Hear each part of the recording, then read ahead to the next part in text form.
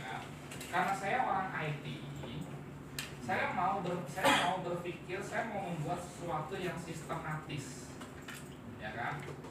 Apa ya panduan kapan kita exit, terutama. Jadi ini untuk exit. Jadi kita sudah punya posisi, terus kita mau exit, baik exit profit atau exit loss. Jelas ya? Nah, saya berpikir untuk merumuskan sesuatu yang simpel. Karena background saya IT itu kan gak jauh dari flowchart, keluarkan flowchart. Jadi ini bukan untuk entry, untuk exit. Itu yang pertama. Yang kedua, flow ini bisa bekerja kalau Anda sudah punya support and resistance. Jelas?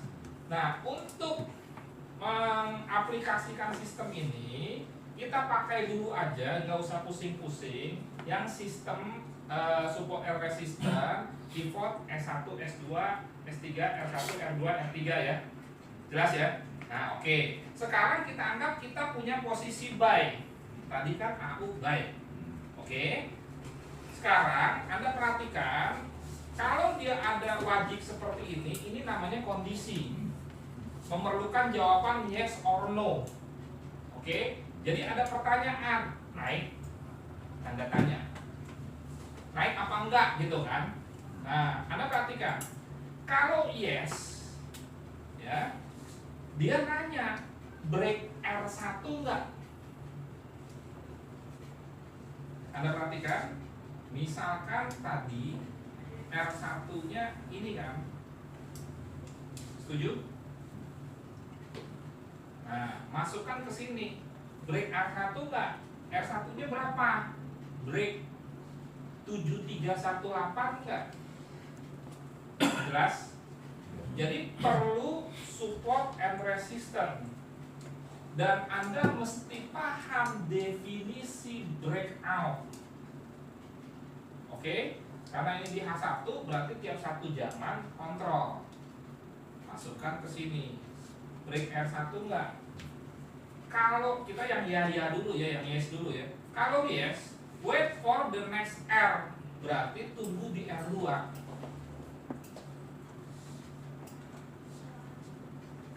Kalau break, tunggu di sini. Jelas? Nah, Anda lihat. Tunggu di sini, dia balik lagi ke sini. Ya. Wait for next R, balik lagi ke sini. Break R2 enggak? Sampai sini masih bingung nggak? Enggak kan? Dia nanya, tadi kan R1 udah di break, wait for the next R. Nanti dia nanya lagi setelah closing, break R2 nggak? Selama jawabannya yes, dia bolak-balik di sini terus, profit kita makin besar. Selama jawabannya yes, benar nggak? Ya kan? Yes, wait for R3. Break R3 nggak? Yes, ya ke atas terus dong berarti dia. Jelas. Sekarang jawaban kita yang kedua di sini dulu nih. Kalau no, profit taking atau cut loss. Tergantung lagi floating profit atau lagi floating loss. Jadi kalau nanti dia di sini R1 breakout nggak? No.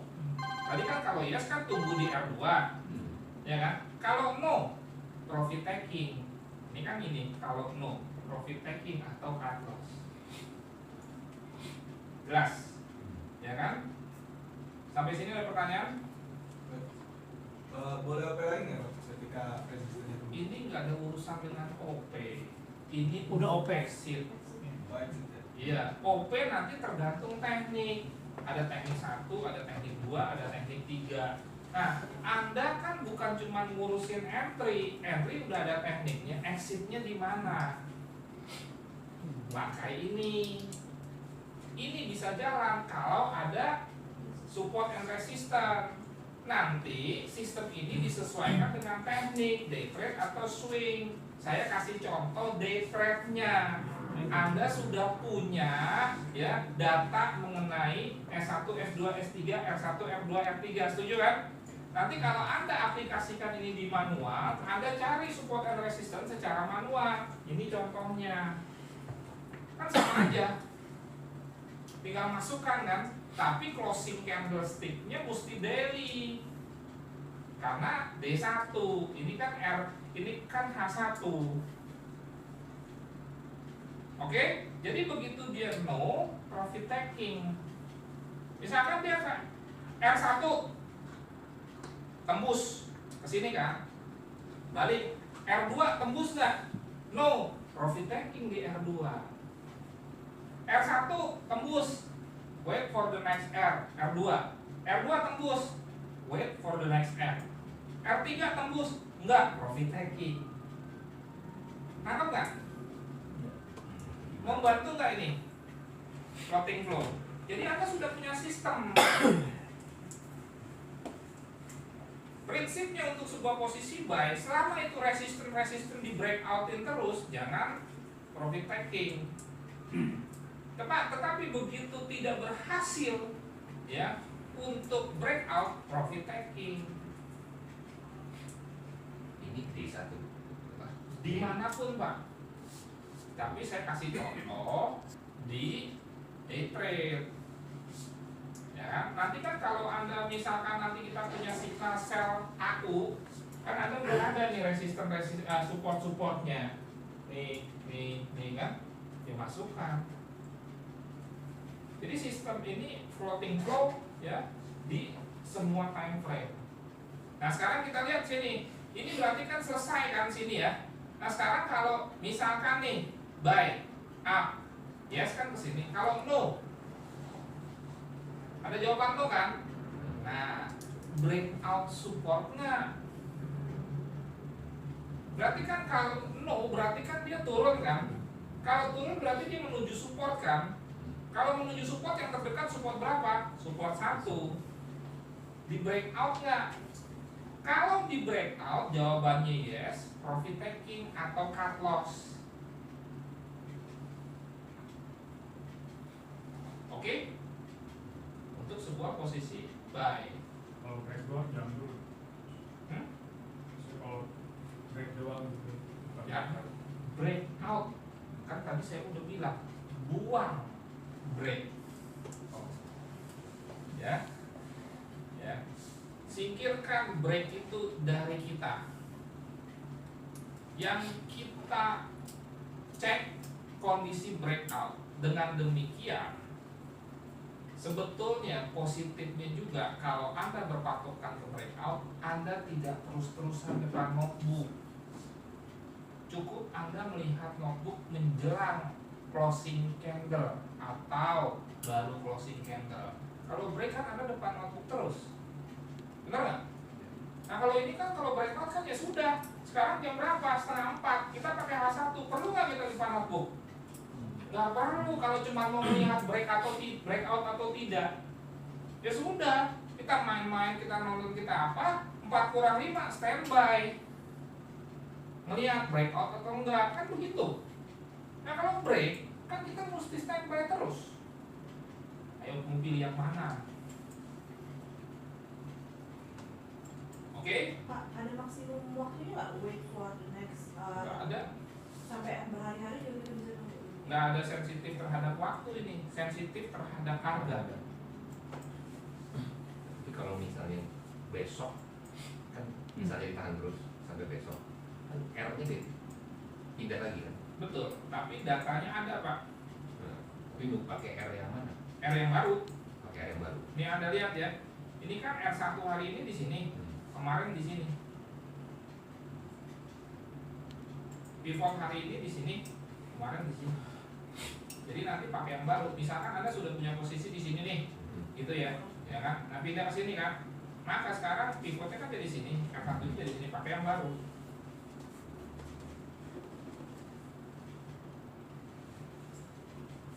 Kalau misalnya dipasang stop loss, tapi kan bisa jadi stop lossnya kena, terus dia balik lagi.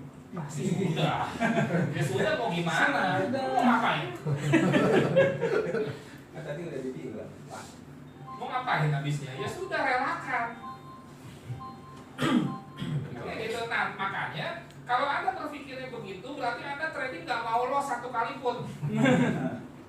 mau profit kan, nah buang jauh-jauh pikiran itu. Nah sekarang kalau ternyata ya dia kena stop loss, ya kan, dia naik lagi, ya sudah kita amati.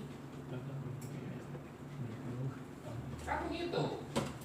Breakout ke atas, breakout resistan ya masuk buy.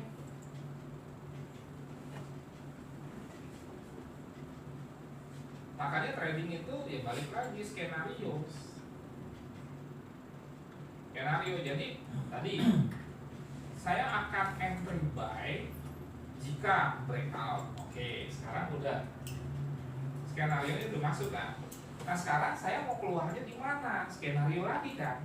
Oh kalau begini, kalau begini, kalau begini, ya kan? Nah lantas kalau skenario itu tidak sesuai dengan harapan saya keluarnya di mana? Kan begitu. Oh di situ, udah ada stop lossnya. Langsung terus kalau ada kena stop loss langkah kita apa? Nyambung. Jadi dia cerita seperti cerita bersambung. Jadi nanti waktu kena stop loss itu langsung sell. Kenapa? Karena kan dia breakout ini.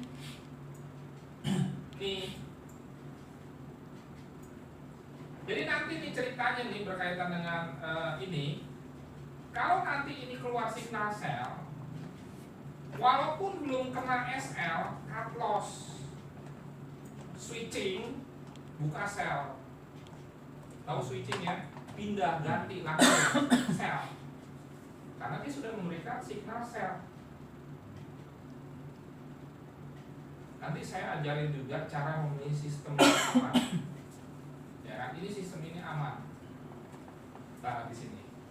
Kita kembali lagi ke floating flow dulu, konsentrasi dulu supaya topiknya nggak pindah-pindah karena direkam. Harusnya floating flow 15 menit bisa jadi 1 jam ya kan? Supaya Anda ingat, ntar saya upload di YouTube gitu. Sampai sini ada pertanyaan nggak mengenai floating flow? Yang tidak ada hubungannya dengan floating flow, mohon maaf, tahan dulu pertanyaannya. Sebenarnya ini kan break resistance belum tentu dalam satu candle kan, jadi boleh beberapa candle. Jawaban no juga. Karena sudah break resistance satu, balik lagi XR gitu kan, wait for next R. Jadi bukan berarti next R nya itu harus misalnya hebatnya baru jalan setengah. Bukan, maksudnya gini loh.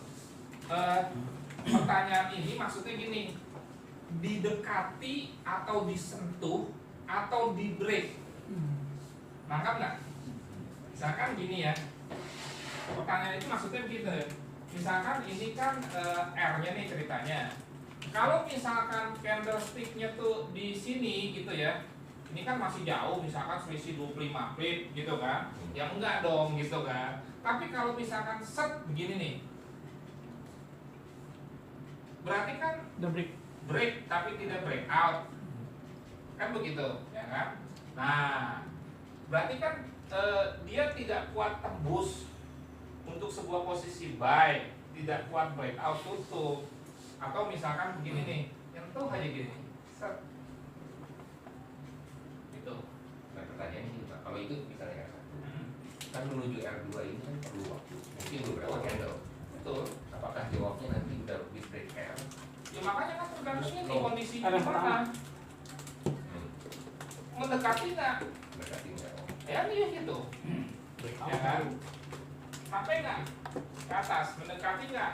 Ya nggak menyentuh nggak? Atau boleh juga begini nih, selisih 5 pip gitu ya? Nah gitu, boleh. Inilah yang disebut dengan dia sudah tes tapi gagal breakout. Begitu. Tapi kalau jauh begini dia belum tes berarti namanya. Nah sekarang kalau belum sampai sini dia udah turun, ya sudah tunggu di support. Supportnya berhasil di breakout nggak? Iya. Kan gitu. Kalau berhasil di breakout, tutup, kantongin profitnya misalkan. Kenapa? Pak, kan tadi kan kita tahu bahwa candle itu kan terus mencoba untuk menembus ke atas kan Pak, dan belum menunjukkan bahwa dia kan sinyalnya sinyal buy kan Pak sebelum dia breakout. Kalau kita ngambil keputusan itu Pak, langsung kita sell aja boleh nggak? Jangan. Tekniknya berdasarkan apa Pak? Oh, iya. Jadi gitu loh. Jadi gini, di kepala kita nih kalau kita mau buka posisi, selalu kita berpikir kenapa sih saya buka posisi? Gitu gitu loh. Oke, Bapak bilang ya karena tidak berhasil breakout, Bapak punya data nggak? Kan gitu, mestinya uji dulu. Masa hanya berdasarkan support and resistance satu nggak berhasil terus sell gitu? Nggak punya dasar. Nah itu maksudnya. Oke? Jadi sideways. Ya, jadi kalau dia breakout support, profit taking atau cut loss, kalau dia tidak berhasil breakout support, Lanjut Pak. berarti kan mental dong. Lanjut Pak. Ini langsung lagi ke sini. Berarti kalau mental kan dia berarti mau ke R. Yang kedua. Wait for the next R. Ya, makanya kalau kita trading tuh kayak punya imajinasi seperti seorang pemain catur. Ini saya masuk baik aku R1, R2, R3 begini.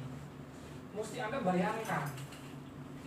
Oh, kalau dia tembus ini, dia min. Tembus ini, dia min. Diuji nggak berhasil tembus, jangan tutup.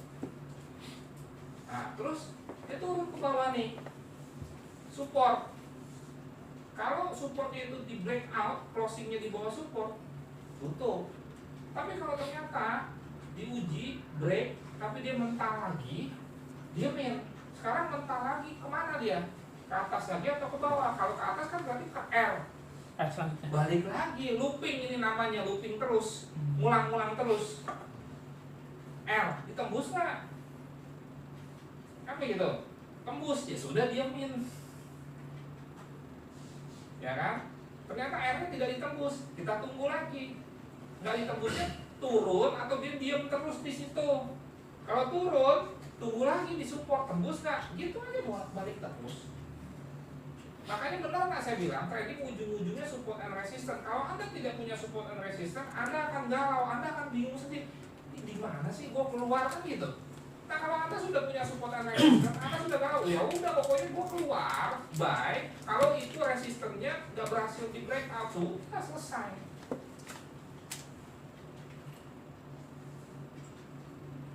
Makanya pertanyaan pertama Anda ya adalah bukan entry-nya di mana dulu, support dan resistennya mana. Itu dulu yang penting. Karena kalau nanti Anda sudah mengetahui support dan resistance, Anda bisa memutuskan untuk entry. Jangan dibalik.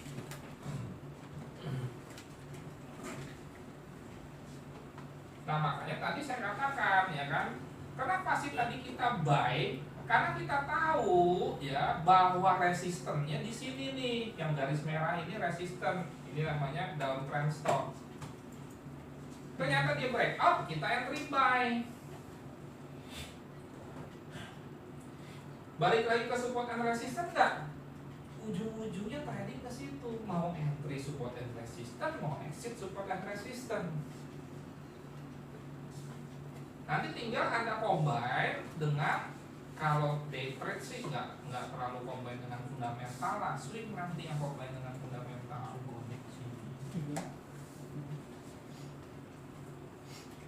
Ya, tapi mendukung kalau arah swing dan arah day trade sama.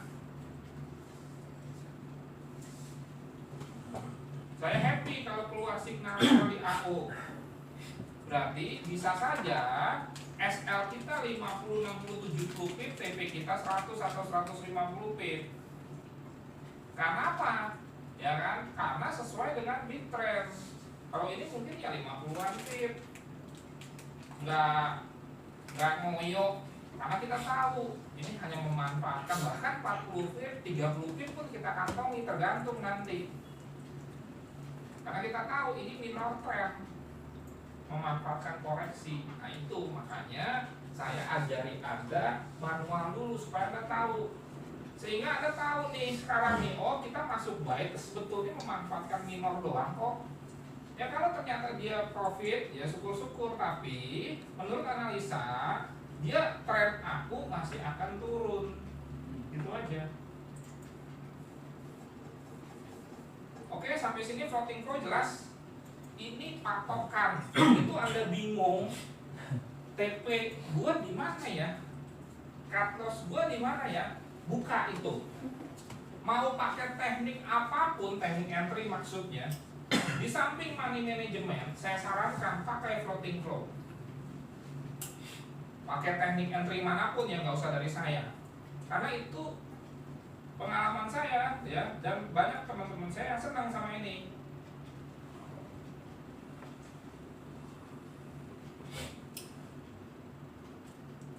Mau di time frame berapapun bisa. Demikian penjelasan mengenai floating flow. Ya, kalau perlu ini dibikin kotak, yaitu Figura ya, Mas? bisa jadi Figura. DP, display picture gitu. Atau ada tempel, ada print. Karena benar kan, ini kan logic. Ya, iya dong.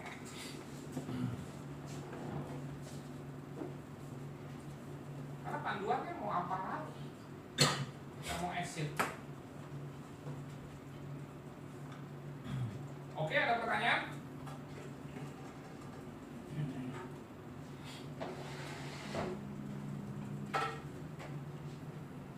Mengenai floating flow dulu.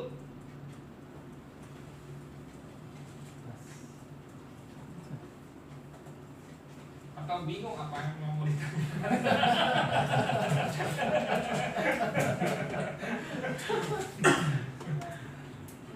Kalau udah tahu apa? Pokoknya gini, sorry saya potong. Pokoknya Anda bayangkan coba ya. Kalau saya punya posisi buy, ya, PR pertama Anda apa sih? PR pertama Anda kan menentukan exitnya di mana kan, benar kan? Mau exit loss di mana, mau exit profit di mana? Exit loss untuk day trade itu sudah ada ditentukan. Ya kan tadi saya udah, nanti saya ulang lagi. Exit profitnya di mana? Oke, bayangkan mengenai resisten untuk sebuah posisi buy, untuk sebuah posisi sell ini sama aja sih. Bayangkan support-supportnya. Ini supaya profit Anda semakin maksimal. Saya lebih senang mengosongkan R kecuali dalam kurun waktu 4-6 jam ke depan saya sama sekali nggak bisa lihat chart, even di gadget pun enggak. Tapi kalau di gadget bisa, ya, saya nggak akan masalah. Kan bisa gini ya, kan bisa saya catat nih R1, R2, R3 nya di mana, kan saya bisa lihat di gadget closing 1 jaman dia di atas ini enggak gitu. Karena kan kita nggak bisa masukin indikator ini ke gadget. Tapi kan pagi-pagi kita bisa catat. Oh, R1-nya ini, R2-nya ini, R3-nya ini. Ya sudah. Ya kan di jalan nggak ada notebook, nggak ada alasan untuk tidak bisa menggunakan ini, asal kita sudah catat R1, R2, R3-nya untuk day trade. Nah, tinggal ya udah jam 12 closing, udah jelas-jelas misalkan R1-nya apa gitu kan. Ya, sudah closingnya di mana? Oh, ternyata breakout, ya nggak usah ditutup. Tapi data yang R1 tadi jangan dibuang, karena itu kan menjadi support baru kan. Takutnya dia turun lagi ke bawah. Nah, sudah.